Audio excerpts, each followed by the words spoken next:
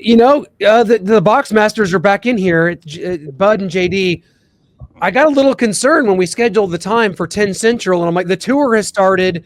Are these guys going to be rolled up out of bed yet?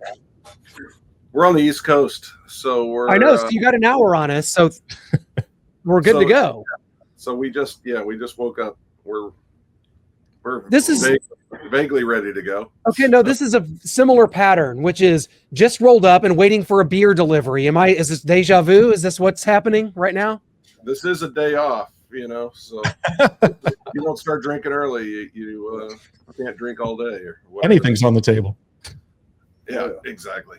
So. Well, welcome, guys. The tour has started. JD Andrew, Bud Thornton, welcome back on the Road to Rock. You guys are literally on the Road to Rock because your tour has begun. You guys started in Clearwater a couple days ago? How'd that go? Yeah, it went great. Yeah, we were in Clearwater, Florida, and for the first show, and it went great. And then the very next night, we opened for the Who in Miami there, and Sunrise, Florida. Sunrise, right there. And so that was quite an honor for us, and the show went great. Got us a little standing ovation, which was nice. And so we're on the way to the next Who show. We're opening for them again in Newark, New Jersey. That's tomorrow night, right? Tomorrow night. The 19th, yes. Yeah, the 19th. Yeah. So we're already on tour bus time, which is, It's like Vegas time. It just nothing makes sense. No idea what time it is or what day it is, but somebody will tell us when we're supposed to be on stage, and that's how it works. And speaking of the beer delivery, I have a strict rule. I mean, it's 11 o'clock now. I got to wait till 11:30. That's just my rule. It's a good strict rule to have. Well, it's got to be 11:30. What's the European time thing called? I don't know. I don't. I'm seriously. I need to drink this coffee to have coherent. No, we got you guys. Like, we aren't early morning people either, and yet we got you. We will make sure that we'll get you going. We'll get you ready for this because you guys have opened for the Who. Like, what was that like? I mean, is this obviously you're so heavily influenced by bands of that ilk from the '60s, especially British bands. So to open for the Who and those just giant venues, like, what was that like just personally for you guys? That was amazing. I mean, we know those guys a little bit. I've known Roger for quite a while, and Pete I know a little bit. And Pete came by the dressing room and sat and talked to me for half an hour. Well, I wasn't there, and I'm not angry about this at all. I'm not holding any grudges.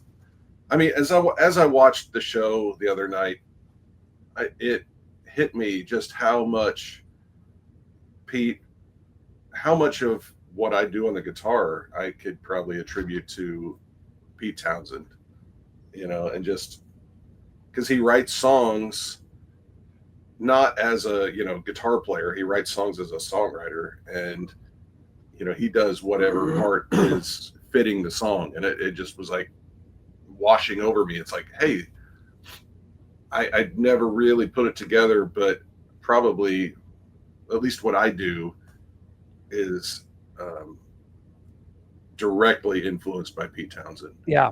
And I never really put it together until watching them live.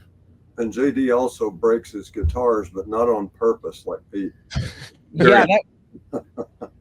You got to prefabricate them to make sure they break now. You got to have it like Paul Stanley from Kiss. It's like, it's ready to go.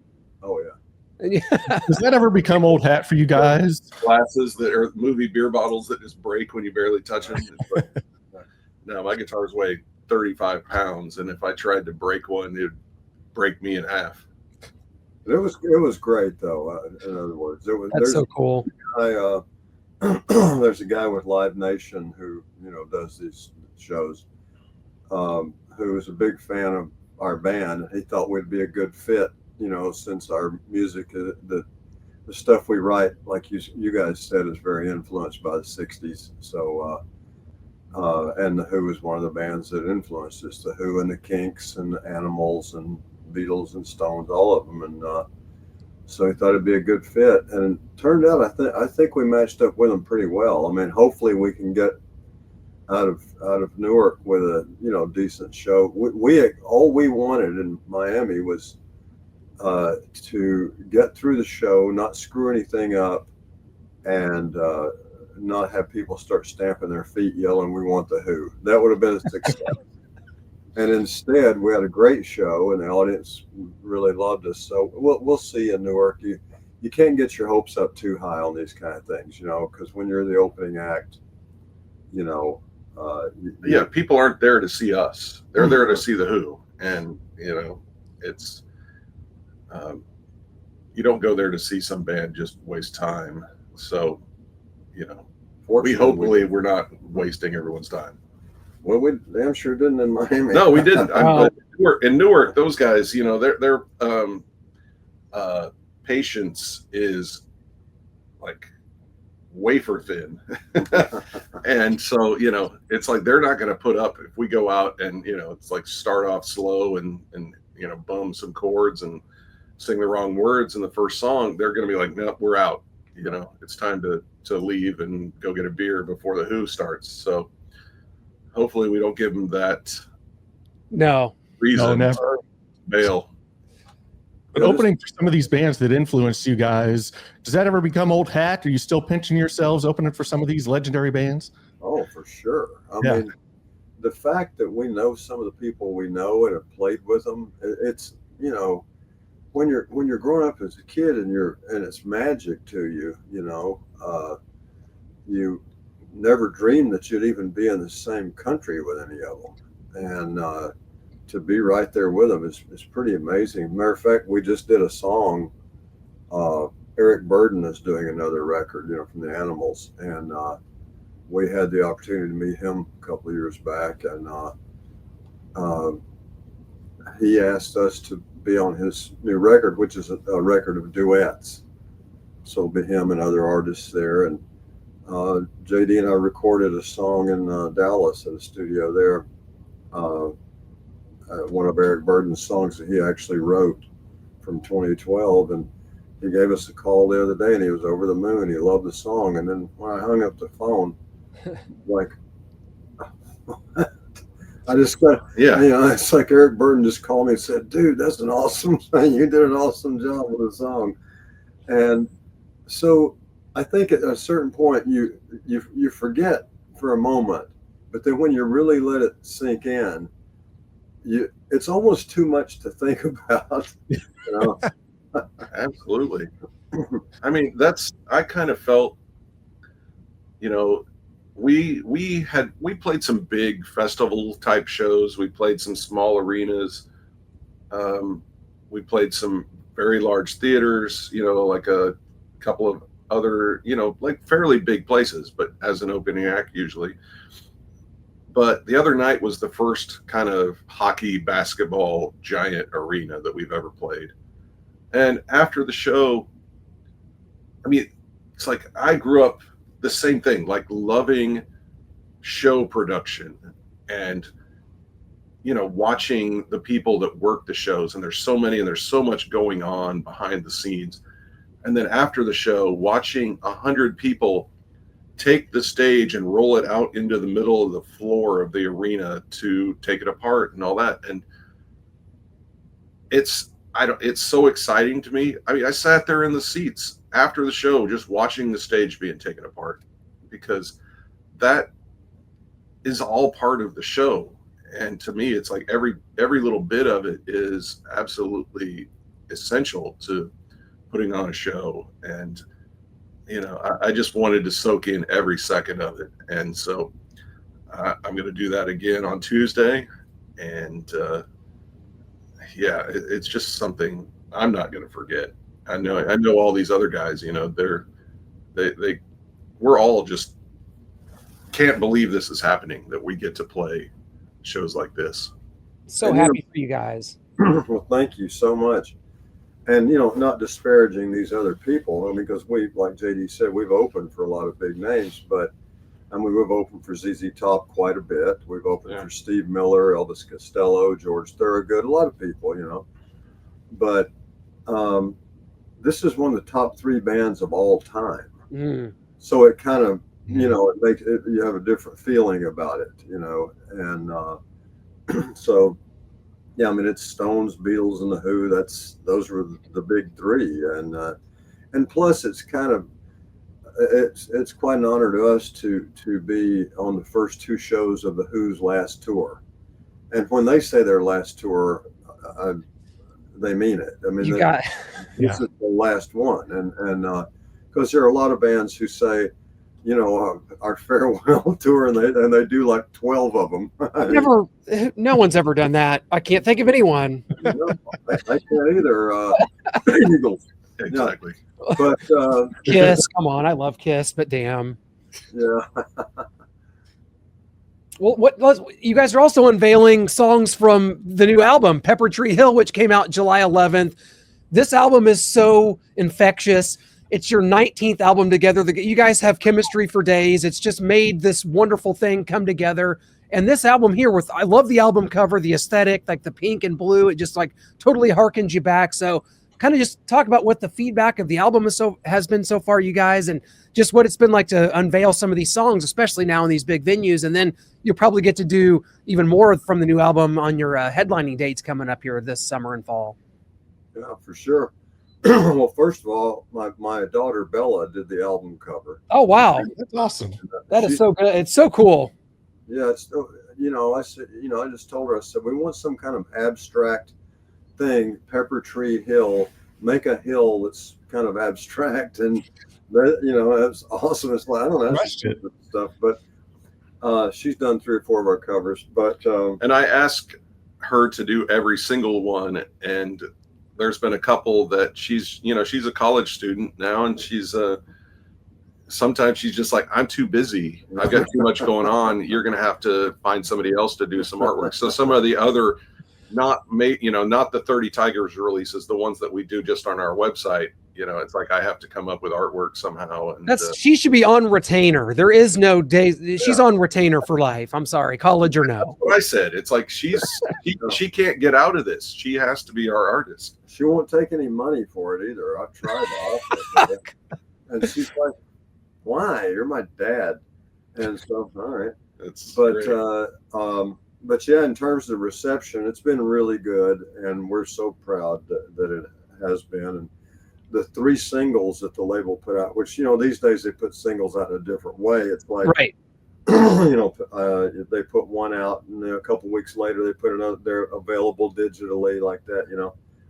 And the biggest streaming song we have off this album is called "It Feels Like Peace," which is was not even one of the singles they put out. So that shows us that people are actually listening to the whole album, you know, and not just listening to whatever song they put out available on digital. And so we're really happy about that. And we put "It Feels Like Peace" in the set list this time. And I got to say, the response to that song is really good. So now it kind of makes sense, you know, why, because the audience will tell you, you know, they'll tell you. When they respond to something, you know that it must have something to it because everybody's saying it. So, and live, it really translates. Because sometimes you can't play a song live, even though it may be your favorite song on the record. When you rehearse it, it's like it just doesn't quite translate to live. It's like an album song, like the Beatles' later stuff. You know, they couldn't have played any of that stuff live. And so, for instance, the song "Pepper Tree Hill," we have Herb Alpert on trumpet, and it's not like Herb Alpert's going to go out on tour and play trumpet every night on one song. He's doing his own tour, and he's, you know, 90. He's 90 years old, out doing tours, and yeah, he works more than us, and we work every day. So I don't know, you know, just me sitting up here this morning, you know, trying to unkink my back so that we can talk. You know, I don't know how Herb does it, but he's brilliant, and he played an instantly recognizable Herb Alpert trumpet part on this song. It's like you couldn't expect it to be anybody else. He's so has his own sound that can't be denied. I was going to ask about that. Not only Herb Alpert, but Brad Davis on guitar, getting those two additions on that song, and how you feel like that elevated that song, just getting those two additions to that. Well, it's amazing. You know, Brad played with us for years and Yeah. years. Brad was even in my solo band before the Boxmasters, and so we have a real great relationship musically and personally with Brad, and he always does something interesting. So yeah, that song's got some juice to it. I mean, it because you know those guys both have you know, like JD said, a very distinctive vibe about them. So without them, it would have been a different song. Let's say if you or I had played trumpet on it, I don't think it would have been the same thing. I've been trying. We've got another record that we're almost done with, and I've been trying to play a trumpet part because I haven't played trumpet in 35 years. And like I'm trying. I know the notes. I know what the notes are. I can still play. I can't play them like one after the next one. I can play one note and then the next note, but not two notes strung together. So I'm bound and determined to get this part on this other song, but it might take me a few years in order to get this part. But you know, like in the cartoons, when JD pulled his trumpet out, he blew it for the first time and dust came out and a dead mouse. That's what I was picturing. You guys, this album's tremendous, and I want to make sure everyone goes to theboxmasters.com where you can get it. It's out everywhere, out July 11th. You guys, we're from Kansas City. You know this. You're going to be here. You know our venue. You know, we don't even have to say it. It's one of the legendary venues that you guys come back to year after year. It's Knuckleheads. It's September 20th. You're going to be here in KC. I wanted to say you're going to be returning to a 3-time Super Bowl championship city, Kansas City. Didn't quite get that done. But Bud, I know you're a Colts fan, but you follow this. You know Mahomes. You know Kelsey. You know Taylor Swift's up in here. Is the Chiefs dynasty over? Or are we just done? Is it? Or are we still got more to go here? You know, I think with guys like that, with Mahomes and Kelsey and those guys, you can't ever count them out. I mean, I thought last season maybe, you know, I thought, you never know. And then they would be down a couple of touchdowns, and Mahomes literally will do something like, you know, Kreskin or one of those magicians or, you know, spoon benders or the kind of, you know, he does something insane. And the next thing you know, it looks like they won the game easily. And so I don't think you can ever count them out. And yeah, in terms of being a Colts fan, it's been a little dry lately. But, there's room here. You guys are legendary at Knuckleheads. There's room here for both of you to come on board and just Chiefs Kingdoms. Taylor Swift's on board. 20 million views on the Taylor and Jason Kelsey and Travis Kelsey podcast. We're going for 25 on this interview right here, and that's all. You know, can we make that happen?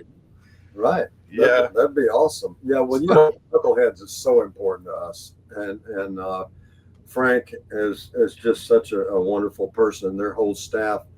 I mean, we've been going there long enough to where we know everybody. Yeah.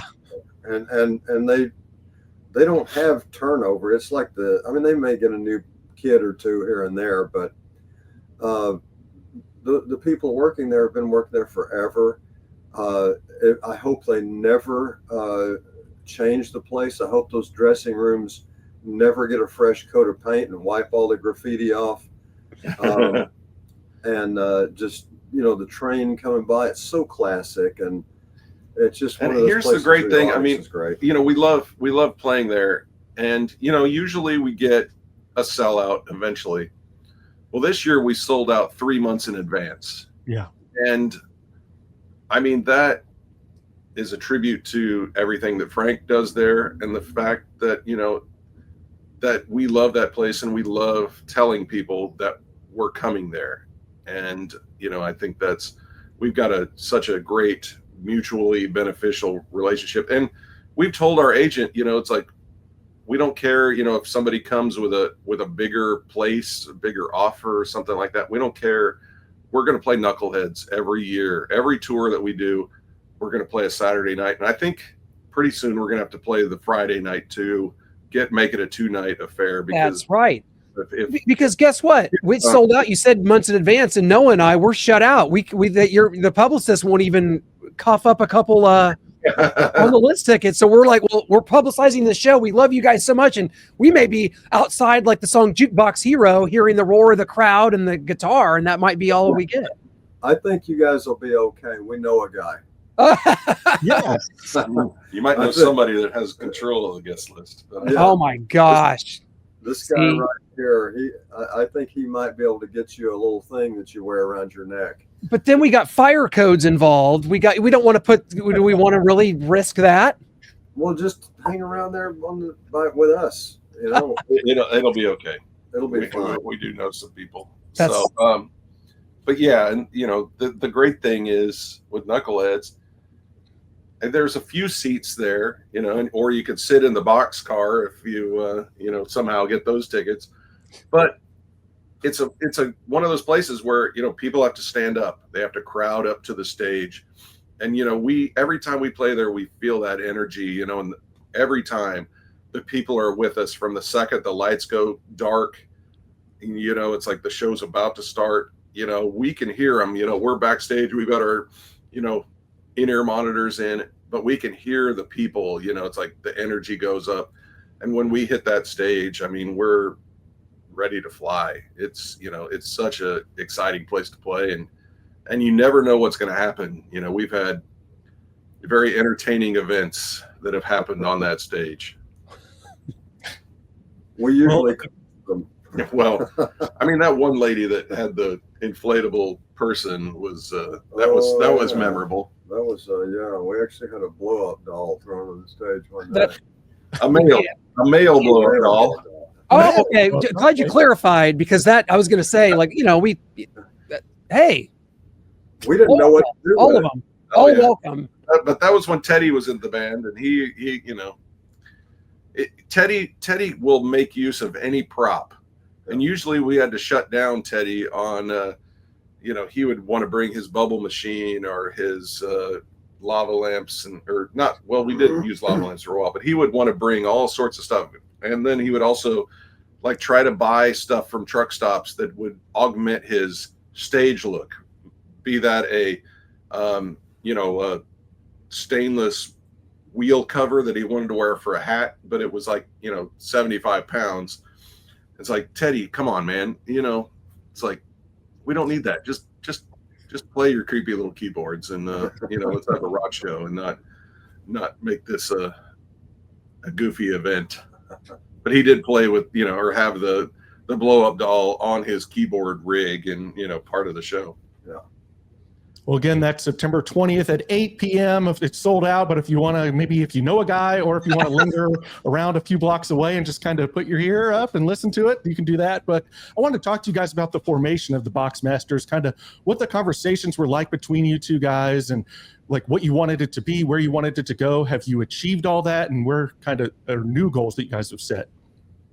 Well, you know, we met years ago over JD was engineering on a solo record of mine. That's how we met, and then formed the Boxmasters from there.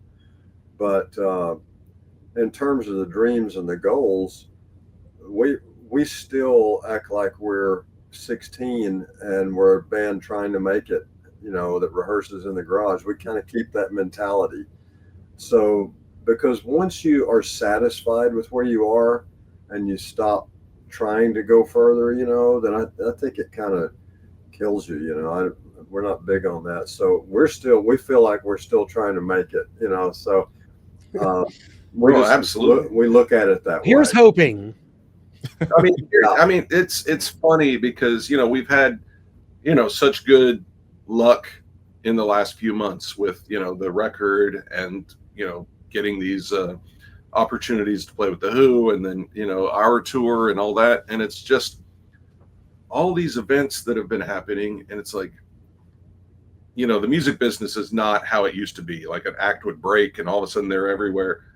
Well, it's, you know, we're going into our 20th year, and it's like I told Billy, it's like it almost feels like we're breaking. It's like, is that what this feels like? Because we're kind of doing all this stuff and everything feels good. And it just, I mean, is this what it feels like? Because I don't know. I've never, you know, done anything like this. But I mean, you know, the other night, it's like I just couldn't help it, you know, dancing around, jumping around on the stage, doing goofy little stuff that I should not be doing as an overweight 51-year-old jumping around on a stage with a guitar. It's like, I shouldn't be doing that, but I couldn't help it. I was so excited. And so excited that you knocked my microphone over. I was so excited that I forgot to make sure that Billy's microphone was turned on. I knocked it over. It fell straight down right onto the end. Luckily, the front of house guys had the microphone muted until Billy walked up to the mic. Otherwise, it would have blown out all the speakers in the place. Instead, it just, blew out our ears, where it's like, boom. This is how like on stage band fights happen right there. Like the Jane's Addiction one. This could have been you guys if that thing was on. Well, in Newark, I'm having the road crew paint. And by road crew, I don't mean our roadies. I mean an actual road crew. I'm having them paint an orange stripe over on JD's side of the stage. It's like you can't go past that. You know, it's do not enter one way. Make it union mandated, because it will definitely be that. But I mean, I just couldn't help it. I mean, it was like we were 16 years old playing our first giant show, and it just like the excitement it got all over the place. I know Bud, for the excitement, is always there for a tour, and you got a hat on right now, but you've done, I guess, the pre-tour head shave already, so you're going to have to at least unveil it to us here. Like, you don't have any bedhead to worry about. The head shave. It's the easiest thing in the world. It became a tradition about, I guess, 5 or 6 tours ago, something like that. And it's so freeing to do that. And so, shave the head and then put some Just for Men in here, and all of a sudden I got my tour look. But yeah, here it is. That's it. There we go. I mean, I went to a barbershop the other day because it grows out pretty quick, and we went to a barbershop the other day in Clearwater, and a righteous barbershop. It was called Harry's Chop Shop, and it turns out it was a combination motorcycle shop and barbershop. And the girl who shaved my head was from England, and we just had the greatest talk. I had such a good time. But that whole real barbershop shave and the talcum and all that stuff it's awesome. Yeah, it takes me like about 16 seconds to take a shower. It's a beautiful thing, especially out on the road. So. Oh yeah. Well, this is kind of a left field question here, Bud, but I'm a big Jim Varney fan. I know his last on-screen role was in Daddy and Them, a film that you directed, wrote, starred in. I know he also kind of shared an affinity for music. He sang a couple songs in Ernest Goes to Camp and Beverly Hillbillies. So I want to talk about your experience with him, you kind of working around his schedule to receive treatment and between filming, and just the whole experience with him, and if you guys shared anything about music as you were trying to kind of start your solo career then. Well, yeah, we talked a lot about music because Jim and I met through Phil Walden, who was the head of Capricorn Records, the guy who discovered Otis Redding and Sam and Dave, everybody. And then ultimately the Allman Brothers and Marshall Tucker and all those guys. And so in the 80s, Phil was my manager, and he also managed Marnie because he was branching out his management thing into other worlds. And he also at that time had, Widespread Panic and a band called 311. And I met Colonel Bruce Hampton and Vic Chestnut through Phil, all these people. But Jim was the first one that I really met through Phil that, stuck, who was a friend of mine forever until he passed. He was one of the most intelligent guys I ever knew. He and I talked about music quite a bit, generally because his dream was to make a movie about the Hatfields and McCoys because he was a descendant of the Hatfield family. And so we would talk a lot about how that movie would be scored, and you wouldn't want to do it, just get a bunch of bluegrass music put in there, but you might want to mix it up with different kinds of score and things like that. So we mainly talked about music in that regard. We also talked about Johnny Cash quite a bit, who we both revered, but Jim was a wonderful guy. He had some of the best sayings of any human in the world. Most of them I can't say here on the old interview, but one of them that we still use to this day is if somebody just doesn't get something, Barney would say, "Hell, that guy's staring at us like a pig staring at a wristwatch." I don't know exactly what that means, but I get it. You know what I mean? But a pig staring at a wristwatch, that's pretty awesome. That's beautiful. You guys have been so gracious. Before we let you go, we had to hit you with our fast four quick questions. You give us what comes to mind. We'll have some fun here. And it is beer 30, by the way. So we'll make this quick because, I don't know, is there a specific brand? Are we going Michelob Ultra like Tommy Norris? Like what's coming up? Okay, that's all we need to know. First question for both of you guys, of course. What is the first concert you guys both went to that you remember? I remember clearly. I saw a band at Robinson's Auditorium in Little Rock, Arkansas called the Ides of March. They had a song called Vehicle. Remember the song, "I'm Your Vehicle, Baby, take you anywhere you want to go"? These guys, they're like me. They're too young for any of that. Too young to know that. But my first giant band, it was right after that one that I saw, was Three Dog Night at Barton Coliseum in Little Rock. Yeah. Do you guys have a guilty pleasure song or band that either one of you can cop to right now? When I wasn't supposed to be listening to stuff like this, because I was in a hardcore rock band when I was a teenager, I was a fan of Bread, but I didn't tell it to the guys. Yeah, and it's like I grew up listening to music that was before me. I only listened to the oldies channel, which in the late 70s was only playing late 50s, early 60s music. So that's kind of what I grew up on. But in the early 80s, I mean, he had a song called "Hip to Be Square." So they weren't the coolest band, but I loved Huey Lewis. Yes, in the News, and we had the pleasure. We played a animal rescue foundation. What? No, it's called ARF, but it's not anymore. It's not called ARF. Else. But Tony LaRussa has an animal rescue foundation, and I can't remember the name of it, but we played a benefit for him back in the end of January, I believe. And our drummer was Bill from Huey Lewis and the News, and he had been playing with Huey since the start of the band. And for one, Bill looks like he hasn't aged since 1982. But I mean, great guy, amazing drummer. Yeah, it was just so much fun. But I loved Huey Lewis, and I'm proud of it now. But at the time, I was a bit embarrassed that it's like I don't think these guys are the coolest in the world, but I think they're pretty awesome. So much for Fast Four.